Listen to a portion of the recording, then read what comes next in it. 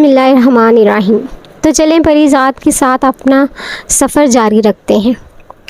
مصطفیٰ نے مجھے بری طرح جھاڑ دیا۔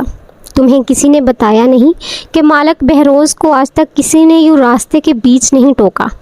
میں تمہیں اسی وقت نوکری سے فارغ کرتا ہوں، دفع ہو جاؤ یہاں سے، کل آ کر مہینے بھر کی تنخواہ لے جانا۔ میں نے اطمینان سے مصطفیٰ کی بات سنی۔ ٹھیک ہے، میں چلا جاؤں گا، مگر مجھے ایک بار مالک سے بات کرنی ہے، یہ بہت ضروری ہے۔ آس پاس کا عملہ وحشت زدہ سا مجھے یوں گھور رہا تھا جیسے مجھ سے بڑا احمق انہوں نے اس روئے زمین پر پہلے کبھی نہ دیکھا ہو۔ بہروز نے اطمینان سے اپنا سگریٹ سلگایا۔ ہاں بولو لڑکے، اگر تمہیں پیسے وغیرہ چاہیے ہیں تو تم نے واقعی میرا بہت وقت ضائع کیا ہے، اکاؤنٹس والوں سے لے لو۔ میں نے جلدی سے واضح کیا، نہیں جناب، مجھے پیسے نہیں چاہیے، میں آپ کو کچھ بتانا چاہتا ہوں۔ یہاں اس فیکٹری میں کچھ ایسی ترسیلات بھی ہوتی ہیں جن کا ریکارڈ نہیں رکھا جاتا۔ میں نے کوشش کی تو مجھے بھی منع کر دیا گیا۔ میری بات سن کر مصطفیٰ نے مجھے ڈانٹ کر کچھ کہنے کی کوشش کی، مگر بہروز نے ہاتھ اٹھا کر اسے منع کر دیا اور اپنے خاص محافظ فیروز سے کہا، فیروز خان، کچھ دیر بعد اس لڑکے کو میرے دفتر میں لے آؤ۔ بہروز حسب معمول مختصر سی بات کر کے وہاں سے آگے بڑھ گیا۔ فیروز خان نے مجھے گھور کر دیکھا۔ اسے بہروز کے سب سے قریب سمجھا جاتا تھا اور وہی بہروز کا محافظ خاص بھی تھا۔ اس کے علاوہ بہروز کسی دوسرے باڈی گارڈ پر اتنا بھروسہ نہیں کرتا تھا۔ فیروز خان ہی اس کی خوابگاہ کے باہر رات کو پہرا بھی دیتا تھا۔ یہ سب کچھ مجھے رفیق پہلے ہی بتا چکا تھا۔ میں نے جب بھی فیروز کو دیکھا اسے خاموش ہی پایا تھا۔ شاید اسے بھی اپنے مالک بہروز کریم کی طرح زیادہ بات کرنے کی عادت نہیں تھی۔ رات کی شفٹ کے تمام ملازم فیروز کے ایک اشارے پر دوبارہ اپنے کام میں جٹ گئے، مگر ان سب کے تاثرات سے صاف لگ رہا تھا کہ انہیں آج رات میری نوکری کے خاتمے کا پورا یقین ہے۔ کچھ دیر بعد چپڑاسی نے آ کر فیروز کو بتایا کہ مالک مجھے طلب کر رہے ہیں۔ فیروز نے مجھے آگے بڑھ جانے کا اشارہ کیا اور ہم دونوں بہروز کریم کے جہازی سائز کے عالی شان دفتر میں داخل ہو گئے۔ مصطفیٰ بھی کمرے میں موجود تھا۔ جانے اس نے میرے بارے میں مالک کو کیا بتایا ہوگا۔ بہروز کریم کے چہرے پر حسب معمول سپاٹ سا تاثر تھا۔ اس نے غور سے میری طرف دیکھا۔ تو تم وہی ہو نا جسے رفیق نے بھرتی کروایا تھا؟ ہاں کہو، کیا کہنا چاہتے ہو؟ میں نے اس رات کا پورا قصہ بہروز کو سنا دیا۔ وہ اطمینان سے بیٹھا سگار کے کش لیتا ہوا میری بات سنتا رہا۔ میری بات ختم ہوئی تو اس نے ایک گہرا کش لے کر میری طرف غور سے دیکھا۔ تم جانتے ہو کہ اگر تمہارا لگایا ہوا یہ الزام غلط ثابت ہوا تو نہ صرف تمہاری نوکری جائے گی بلکہ غلط بیانی کے الزام میں پولیس کے حوالے بھی کیا جا سکتا ہے۔ آپ اپنے طور پر اس بات کی تصدیق بھی کروا سکتے ہیں۔ بہروز کریم نے پلٹ کر اپنے عقب میں موجود کھڑے مصطفیٰ سے براہ راست پوچھا، کہو مصطفیٰ، کیا یہ لڑکا سچ کہہ رہا ہے؟ مصطفیٰ نے ایک لمحہ توقف کر کے میری طرف دیکھا اور پھر دھیرے سے بولا، جی مالک، یہ سچ بول رہا ہے۔ میں نے چونک کر مصطفیٰ کی طرف دیکھا۔ اس کا جواب میری توقع کے بالکل برعکس تھا اور اس سے بھی زیادہ حیرت مجھے بہروز کریم کا رد عمل دیکھ کر ہوئی۔ اس نے اطمینان سے سگار کا ایک اور لمبا کش لیا اور مصطفیٰ سے کہا، ٹھیک ہے مصطفیٰ، جاتے ہوئے میرے لیے ایک کپ بلیک کافی کا بولتے جانا۔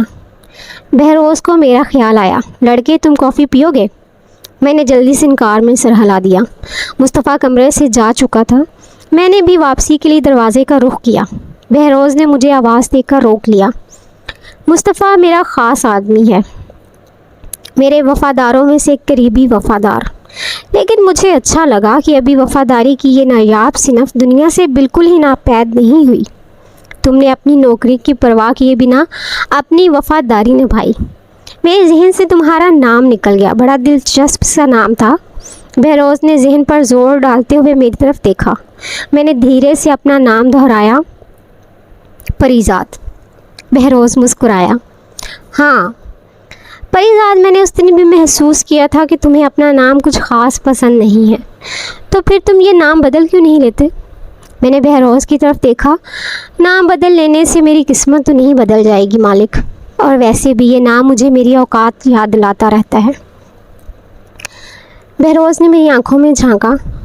मर्द को इतना हसास नहीं होना चाहिए। दुबई किस लिए आए हो? मेरे मुंह से बेख्तियार निकला, बहुत सा पैसा कमाने, आपकी तरह बहुत बड़ा आदमी बनने के लिए।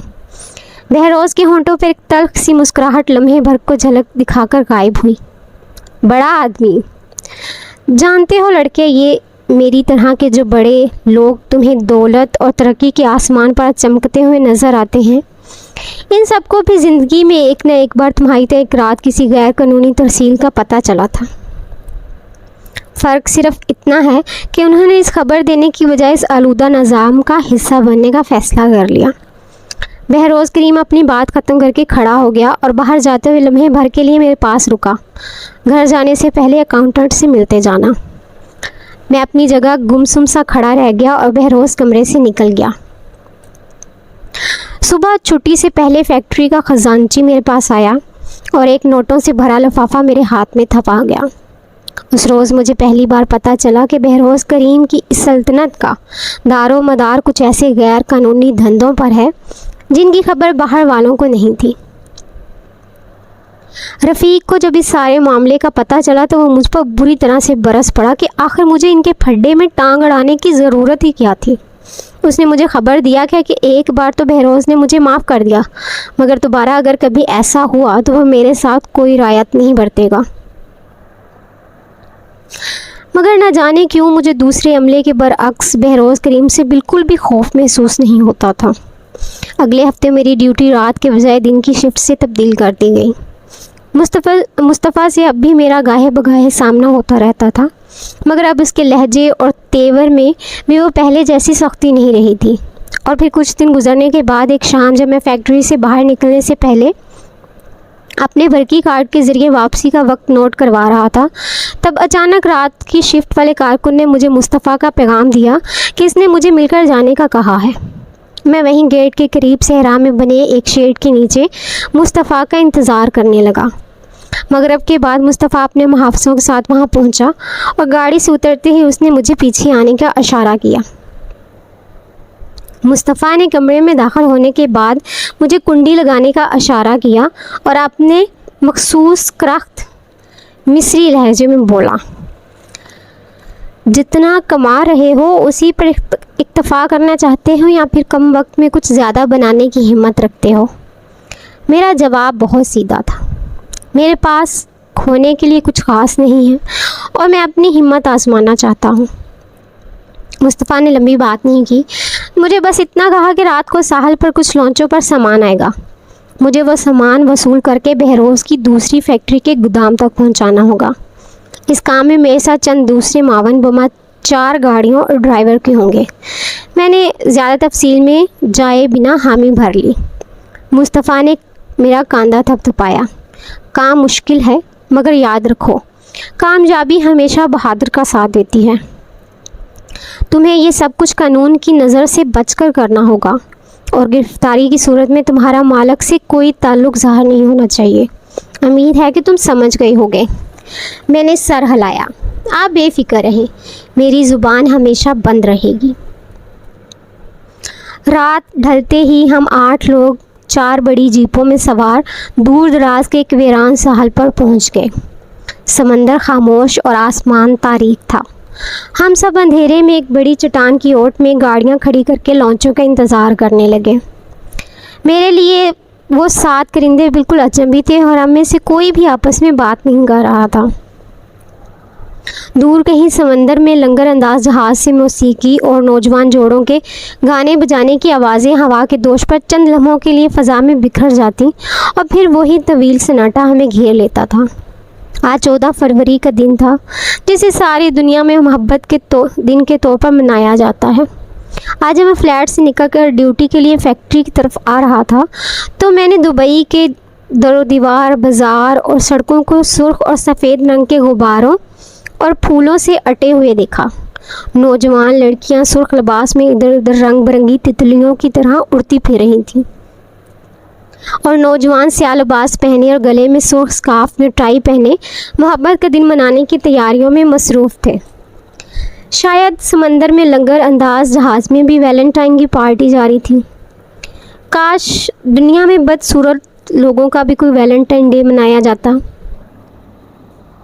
یہ ہر تقریب اور ہر تہوار جو محبت سے منسوب ہے، اس پر صرف خوبصورت لوگوں کا قبضہ کیوں جمع رہتا ہے؟ میرا دل چاہا کہ اگر خوبصورت لوگ محبت کا دن مناتے ہیں تو ہم جیسوں کو بھی کوئی نفرت کا دن منانے کی اجازت ہونی چاہیے۔ کچھ تو ایسا ہو جو ہم سے بھی منسوب ہو۔ نہ جانے کس الٹی سیدھی سوچوں کے بھنور میں گرا ہوا تھا کہ اچانک دور سے کچھ لانچوں کی مخصوص جلدی بجھتی روشنیاں نظر آنے لگیں۔ شاید یہ کوئی سگنل یا خاص اشارہ تھا جو پہلے سے ساحل والوں کے لیے طے شدہ تھا۔ ہم سب ہوشیار ہو گئے۔ میری گاڑی کے ڈرائیور نے ڈیش بورڈ کھول کر اس میں سے پسٹل نکال کر میرے حوالے کر دیا۔ میں اسے یہ بھی نہ کہہ سکا کہ مجھے اس کا استعمال نہیں آتا۔ کچھ دیر میں لانچیں ساحل کے قریب آ گئی۔ ہم سب گاڑیوں سے اتر کر لانچوں کی طرف بڑھے۔ لانچیں ساحل سے لگ چکی تھی اور ہم ابھی چند قدم کے فاصلے پر تھے کہ اچانک ساحل کا وہ ویران حصہ بڑی بڑی 2 ہیکل سرچ لائٹس کی روشنی میں جگمگا سا گیا اور ہم سب پل بھر میں اس تیز روشنی میں نہا گئے۔ کوئی لاؤڈ سپیکر پر زور سے انگریزی میں چلایا، کوئی بھی اپنی جگہ سے ہلنے کی کوشش نہ کرے، تم سب کچھ چاروں طرف سے گھیر لیا گیا ہے۔ مجھے کچھ سمجھ نہیں آیا کہ یہ سب کیا ہو رہا ہے۔ پھر ہمارے ساتھیوں میں سے کوئی چلایا بھاگو، اور اس کے ساتھ ہی ہماری طرف 3-4 فائر ہوئے اور سرچ لائٹس چھناکے کے ساتھ ٹوٹ گئیں۔ ایک بھگدڑ سی مچ گئی۔ تیز روشنی کے بعد ایک دم چھانے والا اندھیرا عام اندھیرے سے زیادہ سیاہ اور گہرا ہوتا ہے، لہٰذا ہم سب اندھیرے میں گرتے پڑتے اپنی گاڑیوں کی طرف بھاگے، مگر مجھے راستے میں ایک ٹھوکر لگی اور اگلے ہی لمحے میں گیلی ریت پر اوندھے منہ گرا ہوا تھا۔ لوہے کی ایک سرد نال میری کن پٹی سے ٹکرائی اور کسی نے پوری قوت سے میرے سر پر پستول کا دستہ مارا۔ اندھیرے کا طوفان میری آنکھوں کی پتلیوں سے ہوتا ہوا میری دماغ کی رگوں میں اتر گیا اور میرے سارے وجود پر موج جیسا سکوت طاری ہو گیا۔ بے ہوشی شاید نیند کی انتہا ہے، اور نیند موت کا ایک چھوٹا وقفہ ہوتی ہے۔ ویسے بھی اگر کسی ایسے ہی وقفے کے درمیان موت کی سلیب پر لٹک رہا تھا جب شدید ٹھنڈے پانی کے ایک بوچھاڑ نے مجھے کھینچ کر اس سلیب سے نیچے اتار پھینکا۔ پانی کے دوسرے ریلے کے ساتھ ہی میں ایک جھٹکے سے واپس ہوش کی دنیا میں لوٹ آیا۔ میرے ہاتھ پاؤں کسی کھردری رسی کے ساتھ اس قدر مضبوطی سے ایک کرسی کے ساتھ باندھے گئے تھے کہ مجھے وہ خاردار تار جیسی رسی اپنے ہاتھوں کی کلائیوں اور پاؤں کے ٹخنوں میں کھپتی ہوئی محسوس ہو رہی تھی۔ مجھے کرسی پر بٹھا کر میری گردن بھی رسی سے لپیٹ کر کرسی کی پشت سے اس طرح کس کر باندھی گئی تھی کہ میری ذرا سی جنبش سے وہ رسی میری گردن کے گوشت میں پیوست ہوتی جا رہی تھی۔ وہ ایک اندھیرا سا کمرہ تھا، شاید تہہ خانہ تھا۔ میں نے کچھ بولنے کی کوشش کی مگر میری آواز میرے گلے میں ہی گھٹ کر رہ گئی۔ کچھ دیر میں نے میرے عقب میں چند لوگوں کے قدموں کی آہٹ سنائی اور کسی نے سامنے آ کر میرے چہرے پر ایک زوردار تمانچہ رسید کیا اور چلا کر عربی میں کچھ کہا، اور میرے جواب دینے سے پہلے ہی دوسرا تمانچہ میرے گال پر اپنے نشان ثبت کر گیا۔ میں نے چلا کر انگریزی میں کہا کہ میں عربی نہیں بول سکتا، لہٰذا جو کوئی بھی ہے مجھ سے انگریزی میں بات کرے۔ اس بار وہ تینوں اندھیرے سے نکل کر میرے سامنے آ گئے۔ شاید پولیس یا کوئی دوسرے قانون نافذ کرنے والے ادارے کے اہلکار تھے۔ اس بار انہوں نے رابطے کے لیے انگریزی کا سہارا لیا۔ ان کے سوال انتہائی مختصر اور انداز بڑا صفاقانہ تھا۔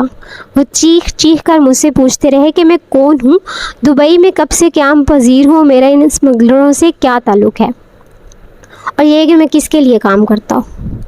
میرے پاس جواب میں سوائے خاموشی کے اور کچھ نہیں تھا، اور پھر کوئی چارہ نہ پا کر انہوں نے دھیرے دھیرے اپنے ستم کا دائرہ کار بڑھانا شروع کر دیا۔ میرے بدن کے ہر جوڑ کو لوہے کی ایک چھوٹی سی مخصوص ہتھوڑی سے اس طرح ٹھوکا گیا کہ ہر ضرب مجھے میری روح میں چھید کرتی ہوئی محسوس ہو رہی تھی۔ میرے ہاتھ اور پیروں کی انگلیوں کو اسی ہتھوڑی کی ضرب سے ایک ایک کر کے نکارا کر دیا گیا۔ میرے جسم کو جلتی سگریٹوں سے وقفے وقفے سے داغا جاتا رہا، اور اس تمام عرصے میں مجھے پنجوں کے بل کھڑا کر کے میرے ہاتھ اسی کھردری رسی سے چھت پر ایک کنڈے کے ساتھ باندھ رکھے، اس طرح کہ میرے بازوؤں پر میرے جسم کا سارا بوجھ یوں پڑتا رہے کہ میرے شانوں اور میری کوہنیوں کے جوڑ کھل جائیں۔ مگر میں وہیں جھولتا رہا، وہ ہر بار تشدد کے وقفے میں دوبارہ اپنا سوال دہراتے کہ میں کس کے لیے کام کرتا ہوں، اور وہ میرے گروہ کو کون کنٹرول کرتا ہے۔ میں ہر دفعہ تکلیف اور اذیت کے سمندر سے گزرتے ہوئے ڈوب کر جب ہوش کی حد پار کر کے بے سدھ ہو جاتا تھا تو مجھے یہی لگتا تھا کہ میری روح کفس عنصری سے پرواز کر گئی اور اب میں دوبارہ کبھی ہوش میں نہیں آؤں گا۔ مگر میرے ستمگر بہت تجربہ کار اپنے فن میں ماہر تھے۔ انہیں مجھے زندہ رکھنا آتا تھا، اور پھر ایک ایسا وقت بھی آیا کہ ان میں سے ایک نے تھک کر دوسرے 2 جلادوں سے کہا کہ اسے ڈر ہے کہ کہیں میں مر ہی نہ جاؤں، لہٰذا ہمیں اسے سلطانی گواہ بنا لینا چاہیے اور مجھے عدالتی اسٹامپ پیپر پر ایک معاہدہ کر لیا جائے کہ اگر میں انہیں اپنے گروہ کے مالک میں سے کسی ایک کے بارے میں بھی اقبالی بیان دے دوں تو وہ مجھے اگلے جہاز سے میرے ملک بنا کسی الزام کے ڈیپورٹ کر دیں گے۔